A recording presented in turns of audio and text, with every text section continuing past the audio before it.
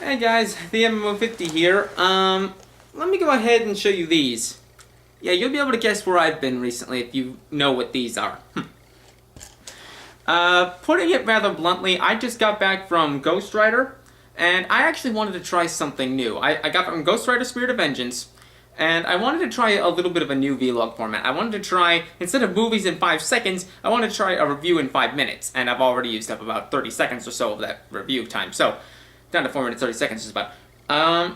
The Ghost Rider movie, the first one, I liked. I've always been a fan of comic books. I've always been a fan of, if you've seen my review of Super Sentai and Kamen Riders, I like guys with motorcycles. It's a very cool thing, but Ghost Rider is a very American production. It was created by Marvel, and it's a very big series about redemption and basically the whole, without getting into too much detail, the entire series in one way or another deals with how people in the series sacrifice something that they really shouldn't have in order to try and preserve something.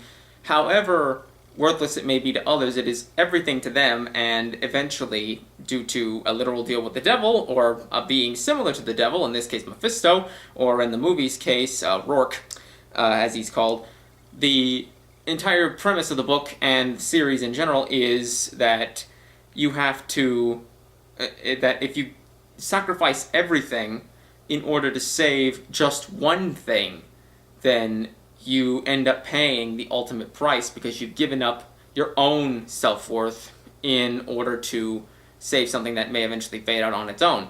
And that's really the core of the series. As for the acting itself, if I could be really quick about it, all the actors play their parts pretty well. There's a French priest played by a black guy. I'm not going to get into anything about that because, you know, French black guys, not unusual in this day and age. Matter of fact, it's fairly common.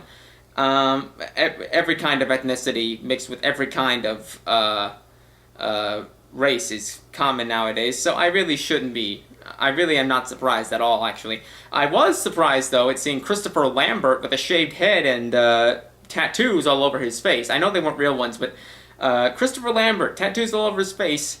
For those of you who don't know, Christopher Lambert played Highlander. He played Connor MacLeod in Highlander. Yeah, Connor MacLeod in Highlander. And he actually does use a sword, however briefly, in the movie. He doesn't really, and he's about, and literally, without giving too much away, he's about to chop off a character's head in the movie, and I almost thought he was going to say, "There can be only one," a quote from the Highlander series. Okay, I'm down to, what does that say, about, a little under 2 minutes? Okay, so basically wrapping up the entire movie in a few seconds, or less than that, the entire series, well, at least this movie, does a much better job, I think, of conveying the full overall powers of the Ghost Rider. The Ghost Rider is, in the first movie, was very centered around the love story of Johnny Blaze and Roxanne, which in the original comic books back in the 70s was fairly integral to the plot. Johnny Blaze in the comics was deeply in love with Roxanne, the original Roxanne, and she was pretty much one of the only things keeping him tethered to this mortal coil and keeping him sane, allowing him to stay human and maintain his presence on Earth and keep purity of his soul without becoming too overwhelmed by Mephisto or Mephistopheles or Rourke, whatever they're calling him.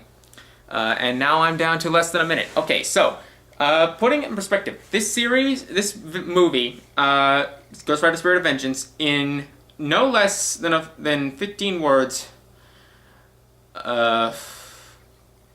is much more action-packed, lighter on storytelling. That's basically the easiest way I can describe it.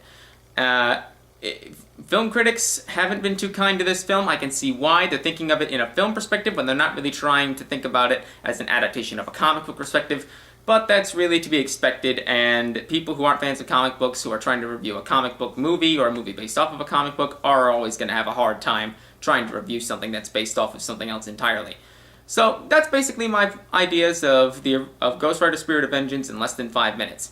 Thank you for listening to my opinions. Please post your comments in the boxes below. Thank you so much. Goodbye.